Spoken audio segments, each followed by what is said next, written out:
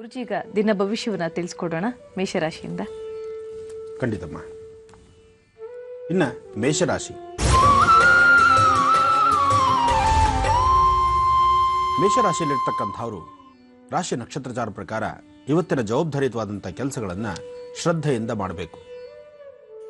ಇವತ್ತು ಮಾಡ್ತಕ್ಕಂತಹ ಕೆಲಸಗಳಲ್ಲಿ ಅಡ್ಡಿ ಆತಂಕ ಅಂತಕ್ಕಂಥದ್ದು ಸಾಕಷ್ಟು ಬರುತ್ತೆ. ಯಾವುದೇ ಕೆಲಸ ಕೈ ಹಾಕೋದ್ರೂ ಯಾವುದನ್ನು ಕೆಲಸ ಮಾಡಲಿಕ್ಕೆ ಆಗದಂತಹ ಮನಸ್ಥಿತಿ ನಿಮ್ಮದು.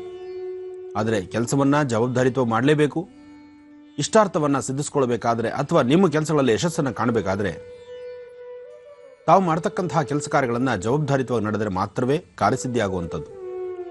ಇವತ್ತು ದುರ್ಗಾ ಗಣಪತಿನ ಪ್ರಾರ್ಥನೆ ಮಾಡಿ, ಜೊತೆಗೆ ಮಾಡ್ತಕ್ಕಂತಹ ಕೆಲಸಗಳನ್ನು ಯಶಸ್ಸಿನ ಹಾದಿಯಲ್ಲಿಟ್ಕೊಂಡು, ವಿದ್ಯಾರ್ಥಿಗಳಂತೂ ಓದಿನ ಕಡೆ ಬಹಳ ಗಮನ ಬೇಕು. ಮಂದಗತಿಯಲ್ಲಿ ಸಾಕ್ತಾ ಇರತಕ್ಕಂತಹದ್ದಾಗಿದೆ ಇವತ್ತು. ನಿಮ್ಮ ಶ್ರಮಕ್ಕೆ ತಕ್ಕ ಪ್ರತಿಫಲ ಸಹಿತ ಇವತ್ತು ಸಿಗೋದು ಸ್ವಲ್ಪ ಕಷ್ಟನೇ. ಹಾಗಾಗಿ ಇವತ್ತಿನ ದಿವಸ ದುರ್ಗಾ ಗಣಪತಿನ ಪ್ರಾರ್ಥನೆ ಮಾಡಿ. ಓಂ ಗಂ ಗಣಪತಿ ನಮಃ, ಓಂ ದುಂ ದುರ್ಗಾಯೇ ನಮಃ.